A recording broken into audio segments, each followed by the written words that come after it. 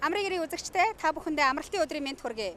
Батлан Хамгаалах Яамны дэргэдэх Дуулга Студи эх орны төлөө нэвтрүүлгийнхээ ээлжид дугаарыг эхлүүлж байна.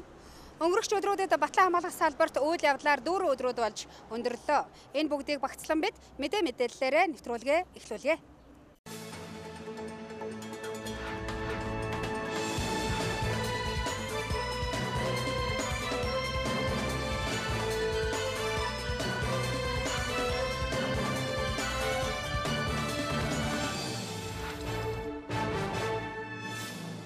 Монгол улсын засгийн газрын тогтоолоор 2016 онд Батлан хамгаалахын их сургуулийг үндэсний Батлан хамгаалахын их сургууль болгосон. Уг тогтоолыг үндэслэн улсын их хурлын засгийн газрын гишүүн Батлан хамгаалахын сайд Бат Эрдэнэ өнгөрөгч даваа гарагт сургуулийн Аранзал улаан туг болон сургуулийн дүрмийг 87 дахь төгсөлтийн баяраар нь гардууллаа.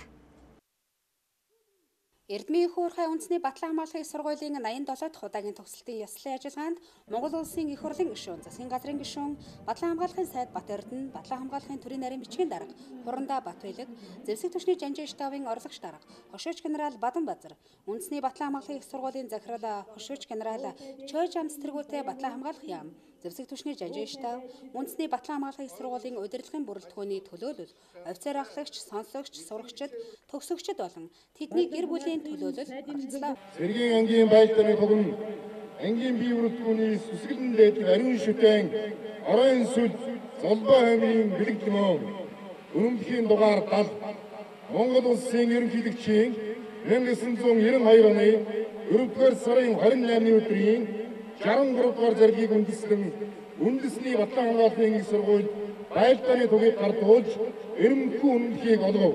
Монгол улсын Батлан хамгаалахын сайд Батлан ямгийн Бат Эрдэнэ 2017 оны 6-р сарын 19-ний өдөр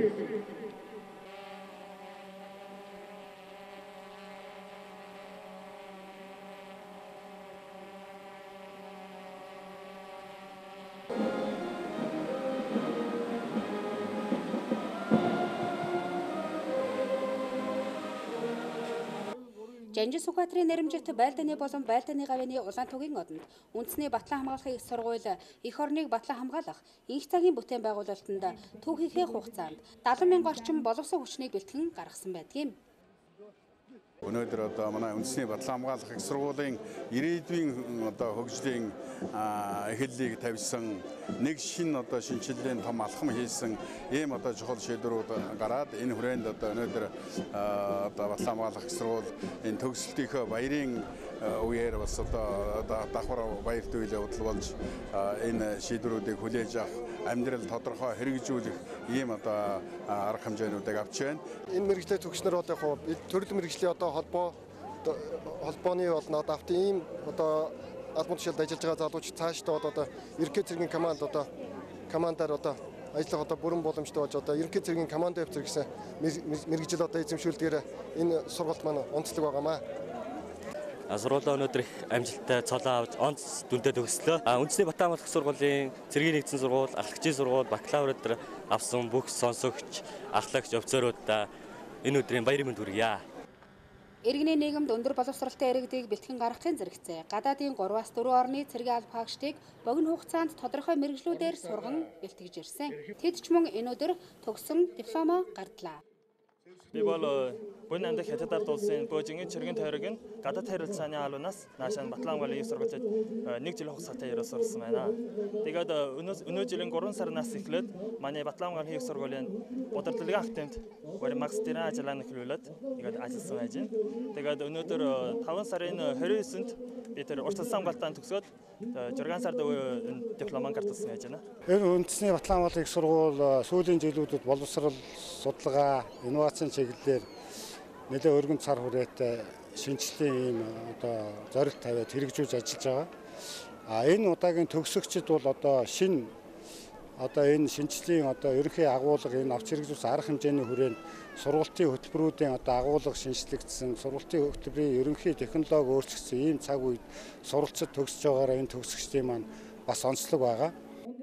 Төгсөлтийн баярын үеэр Батлан хамгаалахын сайд Бат Эрдэнэ 30 сая төгрөгийн үн бүхий ээж бүрэн цахилгаан хөгжмийг сургуульд бэлэг болгосны дээр эх онд Батлан хамгаалах яамны хөгжлийн сангийн хөрөнгө оруулалтаар сургуулийн хуучин биеийн тамирын заалыг хурлын танхим болгох, Мөн аюулгүй байдлын сургуулийн байрны дээврийг засварлахад шаардлагатай хөрөнгө мөнгийг шийдвэрлэхээ сургуулийн удирдлагуудад хэлсэн. Үндэсний Батлан Хамгаалах сургуулийг онцгойлох үнэлгээтэй төгссөн сонсогч офицер ахлагчдад Батлан Хамгаалахын сайдын болон Зэвсэгт түвшний жанжин штабын даргын гарын үсгтээ дурсгалын цагийг гардуулан баяр хүргэлээ.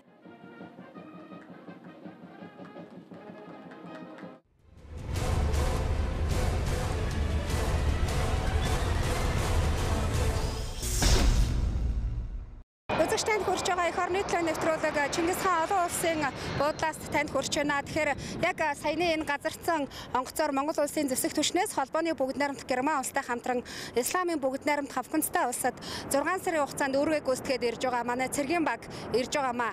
Ингээд энэ талаарх мэдээллийг танд хүргэе.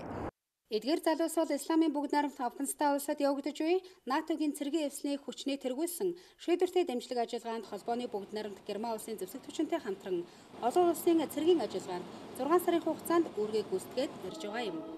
100 гаруй залуусын 60 орчим хувь нь өмнө нь олон улсын болон нэгдсэн үндэсний байгууллагын мандаттай энхийг сахиулах ажиллагаанд 1-5 удаа үүрэг гүйцэтгсэн туршлагатай залуус юм.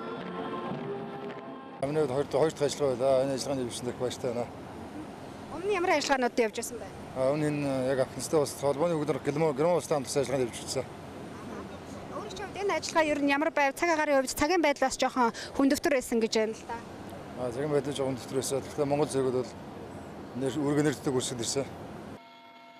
Цэргийн багийн залуусын үүрэг гүйцэтгээд ирсэн Исламын бүгд найрамдах Афганистай улсын Мазар Шариф хотын ойролцоо байрлах Мармал олон улсын цэргийн баазад дэлхийн 20 орчим улсын 2000 гаруй цэргүүд байрлах томоохон цэргийн бааз. Манай улсын зэвсэгт түвшний цэргийн багууд 6 сарын хугацаатаагаар тус баазын аюулгүй байдлыг ханган эргүүл хамгаалалтыг зохион байгуулан 3 сала 24 цагийн хугацаанд үүргээ гүйцэтгэнэ. Ер нь цагийн байдал бол нэлээд хурцтмал сүүлийн үед ялангуяа одоо зэвсэгт халдлагыг өгүүлдэх, шалганы дүрс байлуу хаалдах нэлээд онцлогтой юм бол ажиллаа болж өнгөрлөө дөө. Тэднийг Америк нэгдсэн улсын нисэх хүчний C-17 маркийн тусгай үүргийн онгоцоор ажиллагааны газар оронд болон эх оронд нь тээвэрлэх ажиллагааг Америк нэгдсэн улсын элчин сайдын яамны цэргийн атташегийн алд хариуцсан гүйцэтгэж ирсэн. Мэдлэг боловсрол авхаалт самбаа цэргийн сахилга бат зохион байгуулалтаараа дэлхийд дээгүүр байрт жагсаж ирсэн манай энхийг сахиулагчдад төр ард түмнийхөө өмнө хүлээсэн үүргээ нэр төртэй гүйцэтгээд ирсэнд нь баяр хүргэж тэдэнд Монгол улсын ерөнхийлөгчийн зарилгаар төрийн дээд одон медаль болон Батлан Хамгаалахын сайдын тушаалаар салбарын одон медалийг энэ сарын 20-ны өдөр хүртээлээ.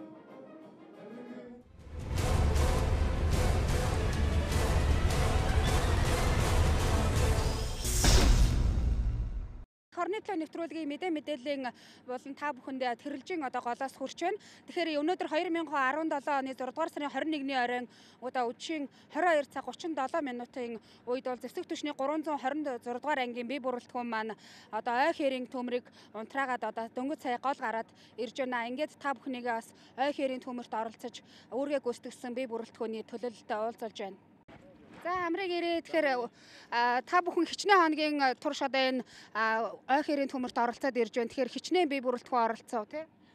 За тэгэхээр энэ чиглэлд гарсан ойн төмрийн ажиллагаанд бол Зэвсэгтний 326 дугаар ангиас бол 65 цэрэг хугацаа цэрэг албаагч 50 цэргийн албаагч нийт 65 хүний бүрэлдэхүүн гарч ажиллаад ирлээ.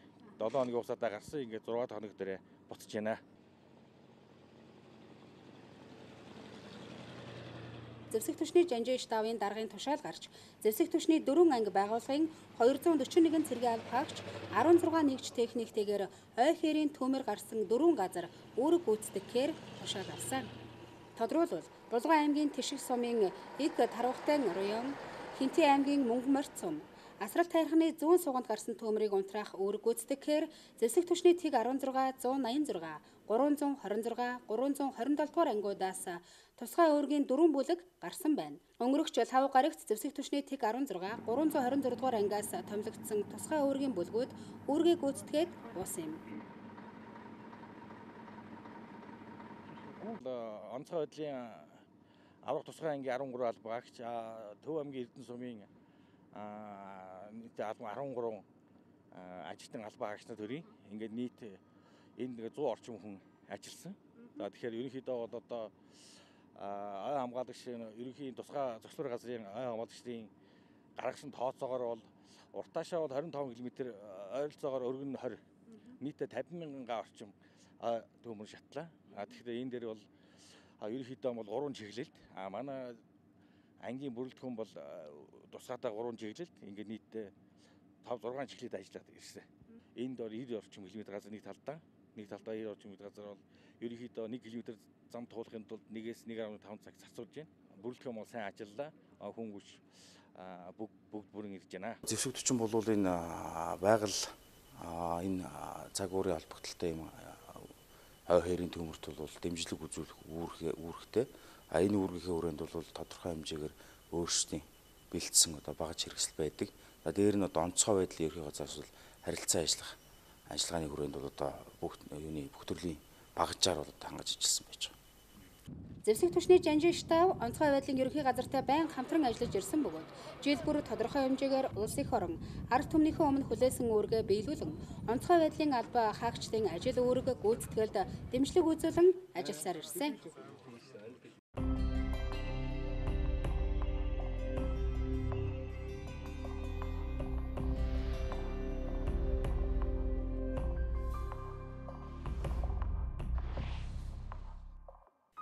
(1937-оос 1941 оны үед явагдсан хэлмэгдүүлэлтийн харц өдөр цэргийн төв клубдэлж мөн туссан юм.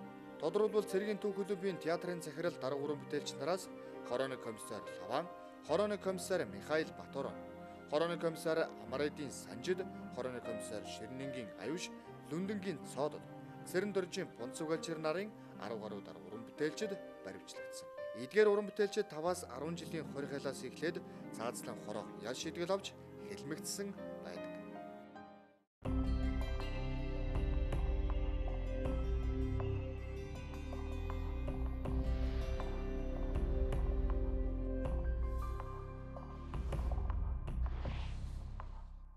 Эх орны төлөө нэвтрүүлэг үргэлжилж байна. Нэвтрүүлгийнхээ дараагийн хэсэгт бид Батлан Хамгаалах Яам, Зэвсэгт түвшний жанжин штабын үйлчилгээ аж ахуй хэлтсийн ахлах тогооч, мөн Монгол улсын мастер тогооч Ган Түмрийг нэвтрүүлэгтээ урьсан юм. Ямар ч ажлыг чин сэтгэлээсээ хийх нь хамгийн чухал гэж тэрээр хэлэх дуртай. Ийм сэтгэлээр хийж байгаа ажилдаа хандан өөрийн эзэмсэн мэргэжлэрэн багаргаж явна. Харин тогооч болох мөрөөдөлтөд хөтлөгдсөн түүний багнаас завхан амьд дурсамж дүүрэн өнгөрсөн юм. Хүн болгоны багнаас гоё байдагч миний ч багнаас ээж авах хайранд өнгөрсөн. Ээж маань бол тоогооч хүн байсан. Тэгэхээр би баг үе удам залсан тоогооч гэж хэлж болно. Ер нь би энэ тоогоочийн мэргэжлийг бол ээжээсээ бол маш их юм сурж, маш их юм харж өссөн. Энэ бол багын сурсан юм бол хичнээн том болоод ажлууд гарсан ч гэсэн ерөөсөө алдагддаггүй байна гэж би боддгийг. Ээж маань бол маш нямбаа хүн байсан. Тэр мах янзлахтаа, ногоо цагаан янзлахтаа бүгдийн настай нэг ширхэг бүрчлэн бүр махны одоо тэр мөчөрдөг 4 мөч шүү дээ. Тэрийг бол бүр ингэж цойдогч угаадаг гэсэн. Тийм учраас одоо тэр маань бол ерөөсөө надаас алдагдаагүй. Ээж авах тэр нямбаацанд ямар ч гэсэн өөрийнхөө мэрэгчлэлээр бол үүлж авсан гэж би бол бардам хэлнэ. Тэгээд баг нас маань завханд өнгөрчөөд 4-р ангидаа хотод орж ирсэн. Тэгээ би одоо энэ урд 14-р хойш миний нэрмжид 14-р сургуулийг төгссөн 82 онд. Тэгээд 84 он тоогоочин сургуулаа төгсөөд энэ цэргийн худалдаа гэж том байгууллага байсан. Батлан Хамгаалах Яамны харьяа цэрэг худалдаа гэж. Энд цэргийн худалдаанд хойрлогдсон ирээд энэ яамны ганцанд 84 оны 7 сарын 1-нд томилогдож ирсэн байна. Тэгэхдээ цэргийн худалдаа маань 89 он хүртэл байж байгаа татан богдоод тэгээд харьяа газар нь цайны газар одоо шилжүүлнэ гэдэг би яамны харьяа энэ үйлчлэг аж ахуйн хэлтс тухайн үед захиргааны аж ахуйн хэлтс гэдэг байсан. Эндээ ингээд шилжүүлээд өдөө хүртлээ энэ байгууллагатаа одоо 33 дахь жилдээ ингээд ажиллаж байна. Тогооч болох нь гинтийн шийдвэр байсан ч тэрээр ээжийнхээ мэргэжлийг өгж авсандаа баяртай байдаг гэдгээ бидэнтэй хуваалцсан юм. Амьдралын их талаад анхлан хөл тавьсан хэн бүхний хувьд бэрхшээл олон байдагтай адил дүүндч бас шантрах үе олон байсан. Гэхдээ гэр бүлээс нь тутгааргүй хамт олон түүнд тусаж дэмждэг байсан. Өнөөдрийн амжилтанд хүргэжээ. Ер нь гинтийн шийдвэрлэл байсан л да. Тэгтээ яг угаасаа багасаа тэгээд нөгөө ээж байгаа дагаж авсан ажил дээр нэг очдөг гэсэн. Тэгээ болоо тоогооч болоход бол нэг их цааргалаагүй яг эхний 3 жил бол хүндгэн л байсан. Тоогооч хийхгүй болно гэл тэр үедээ бол ер нь ажил маань гарт ороогүй. Ер нь өдөртний хуруу маань болт байх жишээтэй. Тэгээ ер нь 3 жилийн дараа ажил маань гарт орж ирсэн. Хамт олон маань нэг сайхан хамт олон туршиж авсан. Одоо би энэ хамт олон гэж ярихаас өмнө цэрэг худалдааныхаа дарга нарыг онцлмоор байдгийг. Манай цэрэг худалдааны дарга нар маань одоо Сүхбаатар гэж сайхан урандаа байлаа, Новрог Банцтгой гэж сайхан урандаа байлаа. Тэгээ манай одоо инженер технологич яг намайг босч авсан инженер технологич маань цэцэг маа гэж ихч байсан. Манай ахлах тоогооч наран цэцэг гэж хүн байлаа. Эднэрийнхаа би гар дээр ирж ажлыг бол улам их сурж, эднээс бол маш их зүйл сурж авсан. Тэгээ бол сайхан хамт олонтой байсан. Тийм учраас ер нь хүн ажил хөдөлмөрийн гараг хэлэхдээ хамт олон гэдэг бол маш чухал. Тэр удирдах байгаа дарга гэдэг маань бол маш чухал юм байна гэдгийг би одоо өдөө хүртэл бол ойлгож явж байгаа. Эднэрийнхээ хүчээр одоо өдөө зэрэгтэй бас яг ямар ч байсан хүний нүдэнд сайн гайгүй хэлүүлэх юм тоогооч болсонд бол их бахархаж явдаг. Яг эхлээд энэ үйл захиргаа аж ахуй шилж ирж яхад нацад орж гэж бас сайхан урандаа байлаа. Нацад орж дарга гэж хүнийгээ удирдлагын дор иржсэн. Тэгээд тэрнээс ч хойш одоо их олон даргын нүр үзлээ. Олон сайхан дарга нараар удирдуулж явсан. Ер нь яг зүгээр ер нь би дан анги байгууллагад ажиллаж байсан сүүлд нь яамд ирээд ажиллаж байхад одоо тэр олон хүний хоолыг одоо өдөртөн хоолыг одоо чанартай хийн гэдэг бол одоо маш өндөр хариуцлага байсан байхгүй. Тэгээд би ган төмөрийг эхний үедээ бас их хяндаг яадаг байсан. Үнэхээр ган төмөр бол одоо сургууль төгссөн цагаас хойш хоолны технологи, ариун цэвэр, тэр багаар ажил, ганцаар болон багаар ажилдаг чанар гэдэг бол үнэхээр одоо бас тодорхой хэмжээгээр эзэмшсэн тоогооч байсан л да. Тэгээ явандаа бол ер нь ган төмөрт бол одоо үнэхээр өөрөөр ихтгэлээ өгч үүрэг даалгавар өгөхөд бол маш нарын биелүүлж чаддаг. Цаг хугацаа их хатуу байдаг. Хамт олонтойгоо их эвсэг ийм л тоогооч байсан да. Өдрийн ажил гэдэг ямар шалтгаалж эхэлж байна? За өдрийн ажил бол ерөнхийдөө урд өдөр нь одоо ингээд бэлтгэлээ хийгээд ажилд дараа бол бэлтгэлээ хийдэг. Бэлтгэж тоогч гэж бол манай тийм байдгүй. Тоогч нар нь өөрсдөө бэлтгэлээ хийгээд материалтайгаа харьцаад материалд анхны арга ажиллагаа хийгээд маргашгаа хоолнд бол бэлддэг. Гурилаа зурж бэлтгэв, гурилаа зурж бэлдэнэ. Энэ бол тоогч маш чухал зүйл юм. Тэрнээс ч өглөө ирээд бэлтгэлээ хийгээд хоол хийн гэвэл хэзээ цагт амжихгүй, хэзээ сайхан хоол гарахгүй. Тийм учраас тоогчонд бол бэлтгэл маш чухал байх хэрэгтэй. Бэлдэж байж урд өдөр нь бэлдэж байж махаа болоод англаад, цэвэрлээд, англаад, хөшгөлөөд тавина. Тэгэл өглөө ирээд тэр бэлдсэн ямаараа өглөө бол халуун ажиллагаа, зөвхөн халуун ажиллагаанд оруулаад тэгэл цагтаа бол бие бүрэлдэхүүнд хийх хэрэгтэй. Бие бүрэлдэхүүн өөрөөсөө хүлээлгэж болохгүй. Тийм учраас бидний хоол бол яг цагтаа гарах хэрэгтэй. Бэлтгэл бол сайн хангагдсан байх хэрэгтэй. Ийм л зарчим баримталж. За манай хамт олон яг энэ галт тогоонд аруула ажилладаг. Би энэ Батлан Хамгаалах Яамны Зэвсэгт студийн галт тогоонд яг 8 жил ажиллаж байна. Би ахлах тогоочийнхаа удирдлагын дээр ажиллахыг дуртай. Манай ахлах тогооч бид нарт айгу нөмөр нөөлөх сайтай хүн л тий. Галт тогооны хамт олон бие бүрэлдэхүүн бол нэг 11 хүн байдаг. Энэ хүмүүс бол одоо өдөр тутмын хоолунд энэ бие бүрэлдэхүүний өдөр хоолны амт чанар дээр анхаарч ажиллаж ирдэг. Одоо энэ галт тогооны асуудлыг бол манай ахлах тогооч, мастер тогооч ган төмөр хариуцдаг. Ган төмөр маань бол энэ ажил дээр бас хариуцлагатай, гүйцэтгэл сайтай, хамт олноо сайн зохион байгуулж удирдах явдаг юм байна. Тэгээд мөн 100-аас 150-аас 200 хүн өдөр тутам хоолж байгаа. Тангар хөргсөн цэргийн албан хаагч бүр их орон дуудахад хизээд бэлхэн байна. Үүний адилаараа Батлан Хамгаалах Яамны Зэвсэгт хүчний жанжин штабын үйлчлэг аж ахуйн хэлтэс тэр дундаа албанд байгаа гал тогооныхон хизээд бэлхэн. Энэ бол бусад байгууллагын тогооч тараас ялгагдах гол зүйл. Амьдралынх нь, ажлынх нь бахархал билээ. Би одоо энд 1984 онд тогоочоор яг сургуулаа төгсөд ирсэн. Одоо ингээ 33 дахь жилдээ ажиллаж байна. За энэ манай мэргэжил бол одоо миний энд томилогдож ирсэн одоо энэ зэвсэгт хүчний юу бол үнэхээр онцлог бусад салбараас би онцлог гэж явдаг. За одоо бол бас харьцангуй бас гайг болж Дэх үед бол яг хатуу хэлэхэд бараг гэртээ орох завгүй нэг хэрэг сургуулиас нэг хэрэг сургууль явдаг гэсэн. Тийм галын породын донд бол би бол үнэхээр ажиллаж ирсэн. Тэгээ ерөөсө цэрэг хүнс дутахгүйгээр бид нар бол ерөөсө энэ ихний фронтод явдаг гэсэн гэж би бодлоо хэлнэ. Тэр үед бол хавар намар хэрэг сургууль их явдаг. Тэр хэрэг сургуульд манай удирдах бүрэлдэхүүн явна. Тэр удирдах бүрэлдэхүүнээ дагаад бид нар хэрэг сургуульд хавар намартаа заавал явдаг. Тэгээд завсар чөлөөгөр нь хүлээн авалтаа уулзалт ерөөсөө тасрахгүй. Тийм учраас бидний ажлын онцлог бол ерөөсөө төрийн 3 өндөрлөг, улсын хурлын гишүүд, за тэгээ манай яам жанжиж таван шугамар гэсэн гадаад дотоодын жаш төлөөлөгчид бид нар одоо хээрийн нөхцөл бөгөөд дотооддоо бол ерөөсөө чанар өндөр шаардлагын дагуу хоол ундаа үйлдвэрлэж удаа дараал нь одоо удирдах бүрэлдэхүүн дарганараас бол шаашаал ингэж хүртэж ирсэн. Тийм учраас энгийн хүмүүсээс бол бидний хоолны мэргэжил бол маш онцлог гэж хэлэх гэдэг. Яагаад гэвэл энэ маань бол ирсэн жошдгийч төлөөлөгчд эцэс ерөөсөө тэр хоолоор л дүгнээд гардаг тэр газрыг. Хэрийн сургууль нь семинар юуныхаа төлөвлөгөөнийхөө дагуу явагдчихлээ. Хоол нь муу байвал ерөөсөө энэ газар муу гэсэн дүгнэлт явна. Тийм учраас нэгдүгээр хоол сайн байж тэр хүмүүс ерөөсөө бүх юм сайн гэж дүгнэгдэл явдаг. Эх орныхоо өмнө тангараг өргөсөн эгэл жирийн байлдагчаас эхлээд Монгол улсын ерөнхийлөгчийн хүндэтгэлийн зоогийг бэлтгэж байсан тэрээр аягаж өгсөн хоол маань хоосон иргэн. Миний амьдралыг амттай болгодог гэж хэлсэн юм.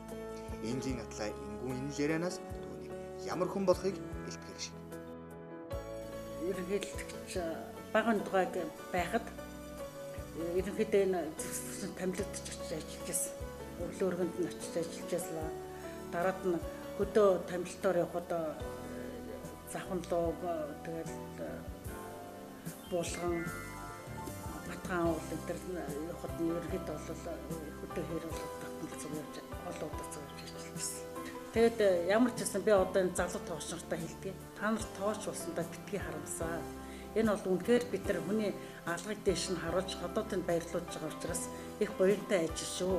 Өсцөөд дараа цангад орж ирж байгаа хүмүүсийг бид нар ямар ч гэсэн сайхан хотоодын цатгаа талуун цай хоолой гаргана гэдэг чинь том маш том буян шүү.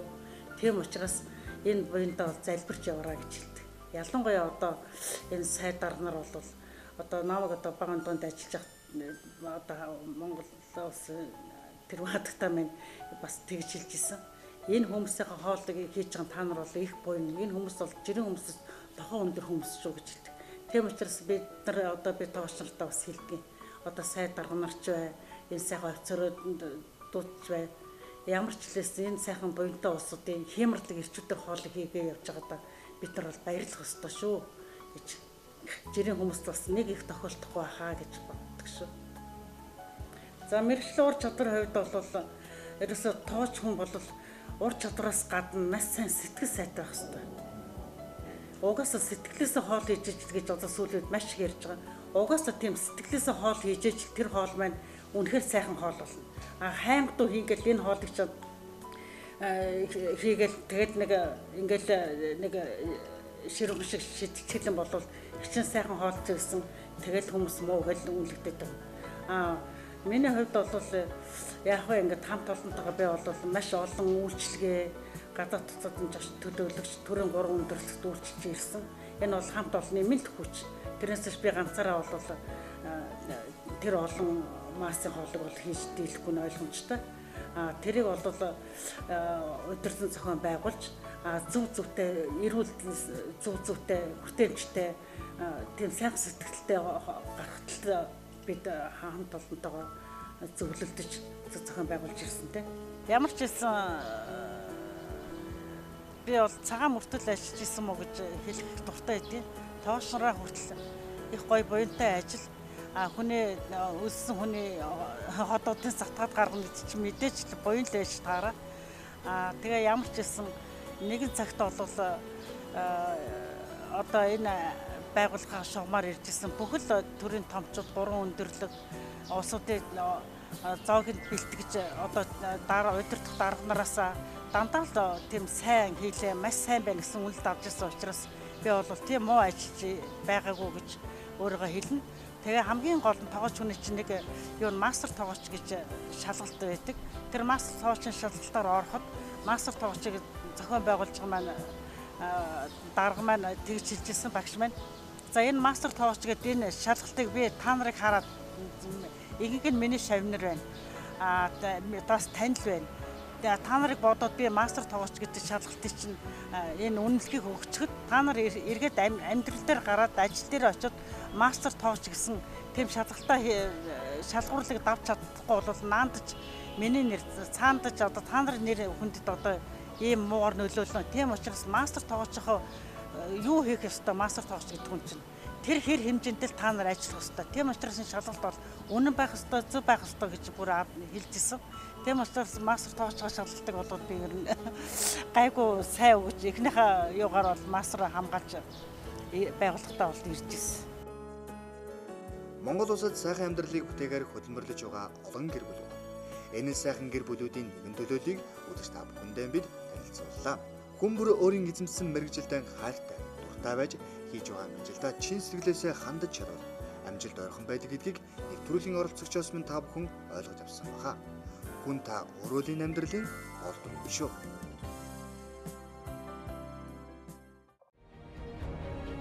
Үндэ их орноос илүү үнцэнтэй юм гэж юу байх вүлээ? Хайрах чулуунд хүртэл торгон элс шиг санагддаг эх орн минь та. Энхчингийн наран дор хүн хүчин мандах болтугай. Халуу жанжин жамингийн лав өсвөр.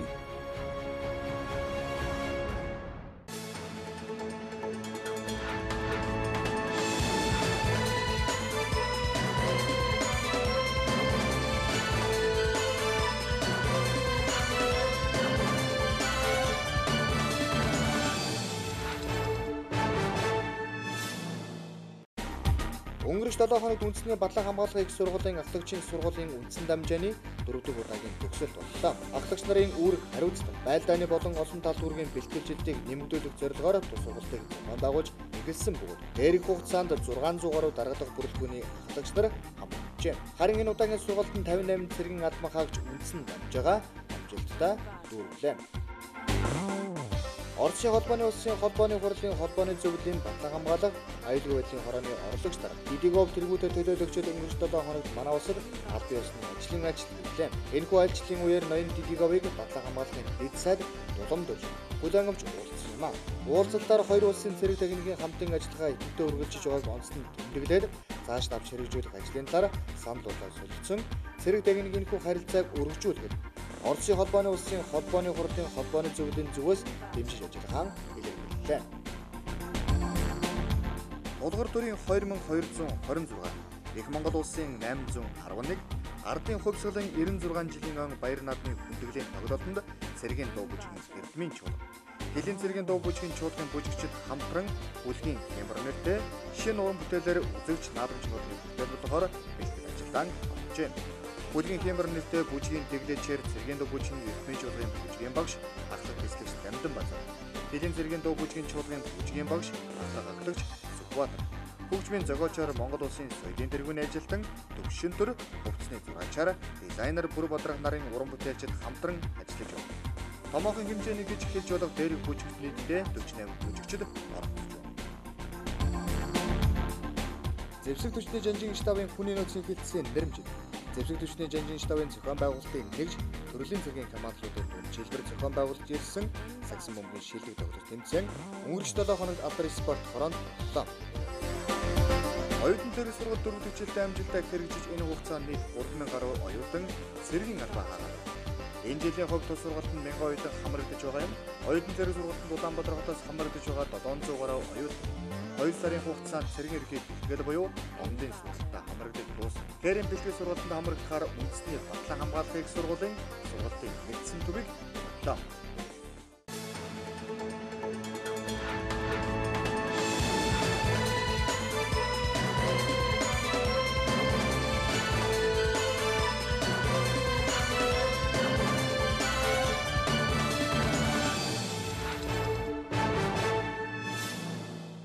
Монгол Монгол улсын Батлан хамгаалах салбарт өрнсөн үйл явдлуудыг цаг тухай бүртэн та бүхэнд хүргэж байдаг. Дуулга студийн эх орны төлөв нэвтрүүлгийнхээ энэ удаагийн дугаараа бид өндөрлөж байна. Та бүхэн сайхан амраарай. Баяртай.